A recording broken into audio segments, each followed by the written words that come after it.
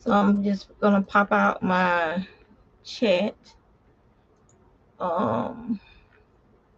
If it'll let me, so that I can read it from the other window. There it is. All right. So basically, this is just gonna be a quick update of what I've been working on, and then we'll go from there. So I finished um, scanning scanning up the hand spun um, yarn, and there are four. One skein is from for a giveaway, and so there's four pink skeins left, plus the skein that I got to put in the mail. And so these will be whenever I'm able to catch one of Sunita's lives, I'll do a giveaway for skein of the pink. And the rules for those lives is that if you've won yarn from me in the past or presently, you cannot, or if I've given you yarn, then you cannot um, participate, because it's hand spun yarn. It's not like some yarn I went to the Michaels and bought off the shelf that anyone can buy. This is hand spun yarn. So we're trying to spread the love. So more people have an opportunity to use hand spun. Hey Steve, it's hard for me to read the chat. I have cataracts. I have to have cataract surgery.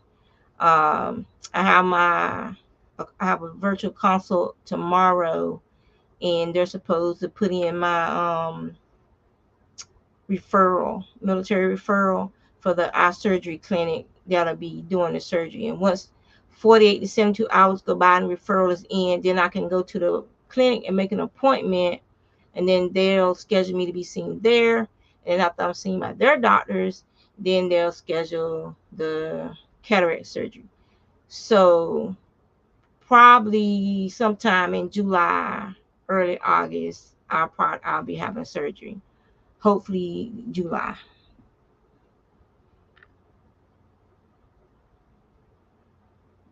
No, they are not fun. And I love to read. And at my job, I do a lot of reading, um and so it's very frustrating. I have temporary contacts and reading glasses, but because as the cataracts grow, and these cataracts that I have are fast growing cataracts, the diffusion of the light is like on a bi-weekly basis. I'm probably gonna have to go in next week to get another um, um appointment and go in and have another exam done, and then get more temporary contacts. So now there's another skein of yarn that I spun and skeined up, and that's this one. It's like, I call it cinnamon because that was the color we were going for. And I've no, this isn't this. What was this? Hold on. This isn't the cinnamon. I haven't spun that yet. It's down there. This is some fin sheep that I got from Maryland Sheep and Wool. I need to put a label on that so I don't forget. But this is some fin sheep. Most of it was spindle spun. Just a little bit of it was spun on the wheel. But yeah, this is some fin sheep right here from Maryland Sheep and Wool. So let's get on with the things that I've been making, since I have all this between the garden and I haven't been playing my video game. So I've been having a lot of crocheting, doing a lot of crocheting. And on my lunch breaks at work, I crochet as well. So I've been getting some projects done. This skein of yarn is some yarn that I dyed. It's a wool. It's a worsted weight wool. My friend Peg had a dye party several years ago, and this was my yarn that I dyed at the dye party. And it has some glitter in it. You can't see it. You probably can't see it on the screen, but it has some glitter in it, and I'll never use glittery yarn stuff again because it's just it gets everywhere and it's frustrating. But it's a virus shawl. It was just it was 2 skeins of that yarn, and it just needs to be blocked since it is wool. Um, and that'll happen eventually one day. So that's one virus shawl that I did. And the other virus shawl I did was made from some leftover linen. The white is some linen. And then about that I did a video when I was at Michael's where I bought that skein of yarn. I don't have the label on me. But this is that was the yarn. It was a Karen cake. I know that much, but it's very soft too, the Karen cake. And so I did this virus shawl using up almost all that ball of yarn with that. So that was a second project that I've done over the last couple of weeks. And then finally I made these, I finished these fingerless gloves, and then I did a hat with the leftovers to go with it. And I started these like I think back in January or something. I had one glove for the longest, and I finally did the other glove. And yeah, so that's what they look like on.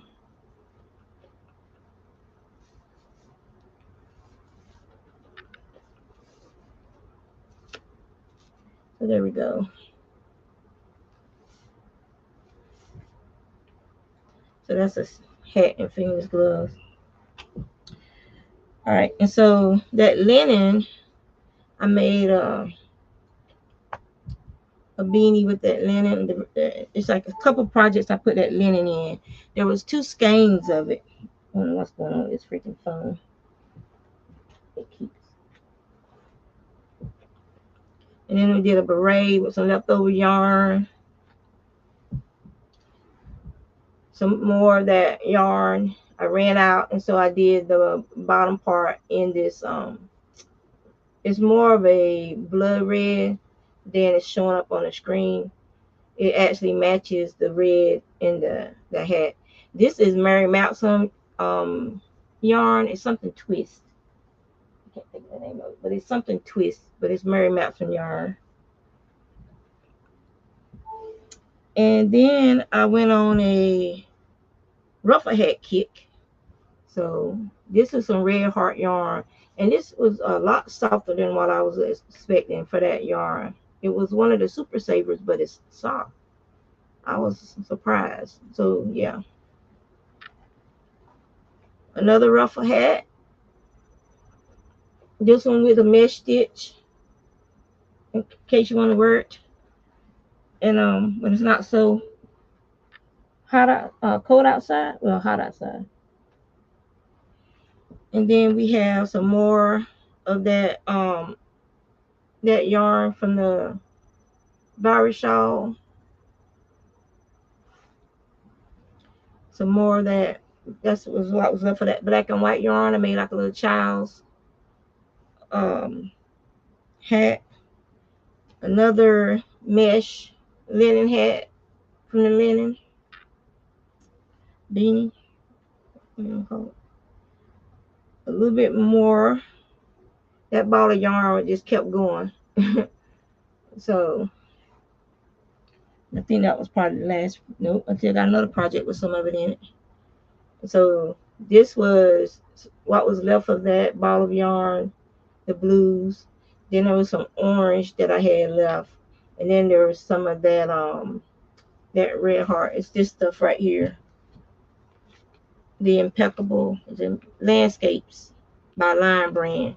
That was a ball of this from the ruffle hat. What was left, I did the brim of this hat with it. Then I had some yarn, that Eversoft yarn I got from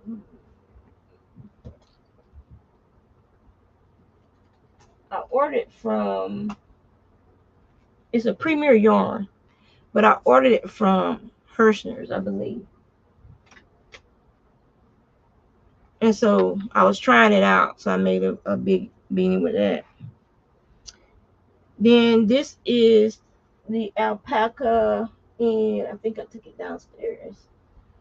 All my wool, I took all my wool except for like a few pieces out of the racks behind me, and I moved them to the china cabinet my daughter gave me.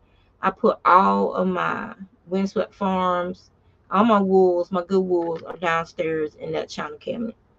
But anyway, this was I picked this up from AC Moore before they went out of business.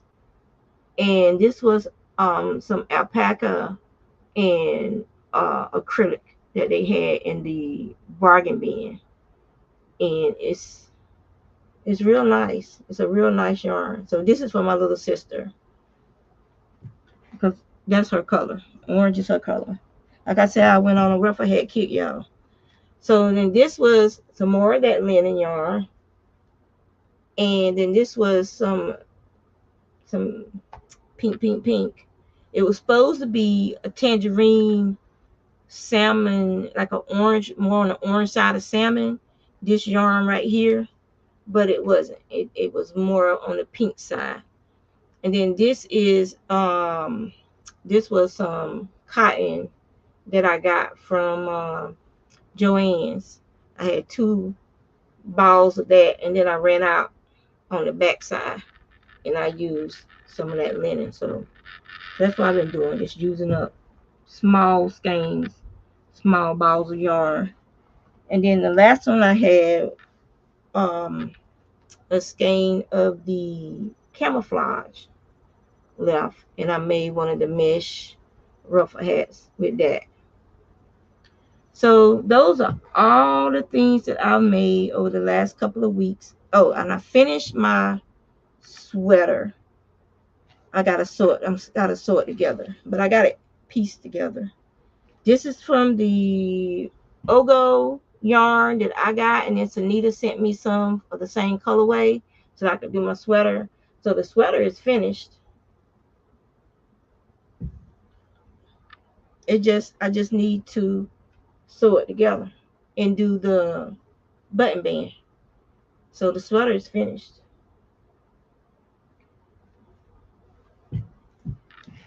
And then I'm working on another ruffle hat using the landscapes. And this was some more of that twist yarn from Mary Maxim, this green. And see, there's some green. I don't know if y'all can see it, but there's a light green in this. So that's why I'm using this for the brim, for the ruffle. So yeah, so that's what I've been working on. And then I found these squares. I don't like sewing stuff together, and y'all know that. So these will probably be getting sent to someone else. They can add them to their granny projects. So that's what I've been up to. So let my blind self look real quickly at the screen. Hey Kelly, how you doing? And let me see. Hey Granny D. Hey Elaine. I got my screen like supersized because with these cataracts, it's hard. It's hard to read. I just wanted to share that with y'all. That's and everything. And then I gotta get my package together to send off this last prize. And then the next time Sunita has a live, I got 4 skeins left, so I'll probably do 2 skeins at her next live. So yeah, I just wanted to speak to y'all real quick, and share what I've been working on. And it's one of the good things about crocheting is that a lot of the stuff I don't have to look. You know, I can feel where my stitches are, and the patterns are memorized. So that makes it easy for me. I'm not straining my eyes trying to crochet or and then with spinning, I don't even have to see. I don't even have to see what I'm doing to spin. So so those I can still craft. I can't do stuff like with my drawing and my art because it's just I end up with a bad headache. And I can't do anything that's complicated where I got to read a pattern and stuff. I'm just doing stuff that I've memorized so that I don't have to try to read because I have to read at work. And so I save my eyes for work. And even during the day, sometimes my vision changes and I feel like Fred Sanford, I got a drawer full of reading glasses. So I have to swap out reading glasses if my vision starts shifting a little bit at work, because of the cataracts. So in my right eye cataract is worse than the left eye cataract. But even though the left eye cataract is smaller, is more invasive, as best I can describe it, than the right eye. So when my vision shifts at work, it's usually my left eye vision is changing um from the eye strain or whatever. But yeah. My grandma had cataracts and I didn't understand what she meant by, she was like, it's like having a smudge. Like you go to clean your glasses thinking there's a smudge on your glasses, but it's not on your glasses, it's inside. The smudge is actually inside your eye. And that's what it's like having somebody a thumb in the way a little bit.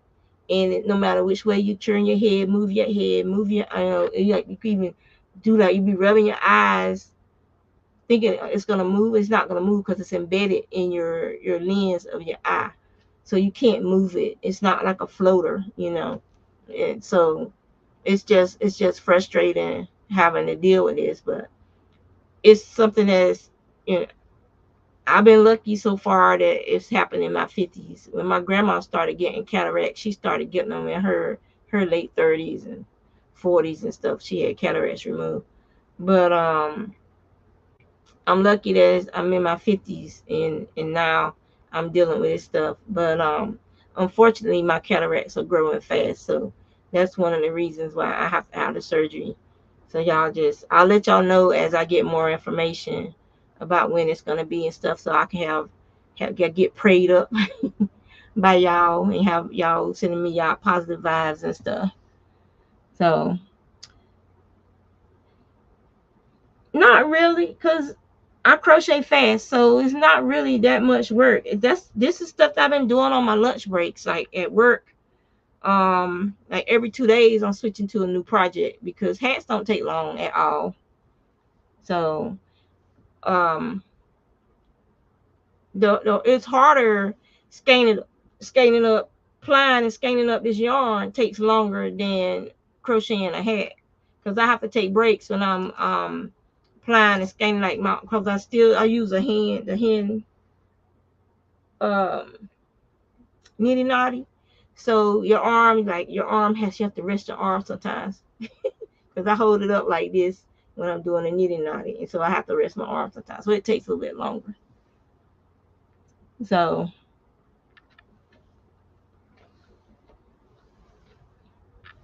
yes. And everybody keeps telling me that it's gonna be like night and day once I have the surgery, that I'll be amazed at how much of my vision was gone. Um because of the cataracts. Like they're like everything will have like the bright colors again. Cause like right now it's the best way I can say it's like looking through tea. It's like a sepia, like it's got like this light sepia overlay on everything. And if the sun is real bright outside, like here in Virginia, it's real bright outside. It's like it's hard to see. You're squinting and you block because the brightness is so it's painful. And so it's hard to even see what you're doing and stuff because if the sun is like shining in your face or something, you can't see anything because it's reflecting. It's like everywhere. It's like spots are everywhere. And so yeah, it's been a experience, that's for sure. I thought that I was just because it had been so long since I had a prescription change. I thought that my eyes were catching up, to my prescription because it had been I haven't had a prescription change since my my late 20s, early 30s. And so I thought, well, oh, I'm 50 now. It's probably my vision is probably catching up because I didn't have any prescription changes in my 30s and 40s. I thought maybe my eyes were just catching up because I went to the doctor in March, and he didn't say that there was any cataracts or anything. Um, so when I went back a couple weeks ago, when she said, "Oh, did you know you have cataracts and they're significant?" I was like, I was just here in March and they didn't say anything about me having any cataracts. So she looked back over my records and I guess she was like, well, yeah, you have cataracts. It's like, I'm not sure why it wasn't discussed with you. So she said, but they're fast growing. They're a lot bigger than they were back in March. So he probably didn't think they were causing you any problems. So, it still would have been nice to know, maybe that's why he's not there no more. I don't know. But I have cataracts. And so, yeah, I can't wait to have my surgery, to have my vision fixed. They said I could choose to stay nearsighted as I was before and wear glasses, or I can, since I have to have the surgery anyway, I can go ahead and have my vision corrected. So I'm gonna have my vision corrected. And then they said in about, usually it's about 5 or 10 years, you might have to start wearing glasses. Well, I've been wearing glasses most of my life since fourth grade, so that's no hardship wearing glasses. I'm gonna have to wear reading glasses anyway. So yeah, so that's why I decided to go ahead, correct my vision, and then if I have to wear reading glasses, so be it. If I have to get glasses in a few years, no problem. I have no problems with that. So, so that's what's going to go on. And I'm hoping they'll let me get both eyes done at the same time since my husband works from home.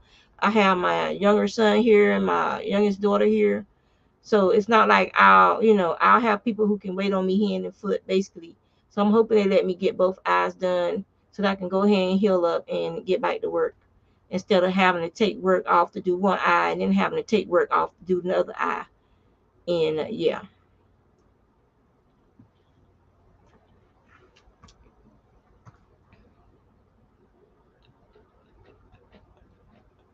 So I'm done with my update. So I'm getting ready to go. Y'all take care, and I'll see y'all out there in these YouTube streets. Thank you for coming by.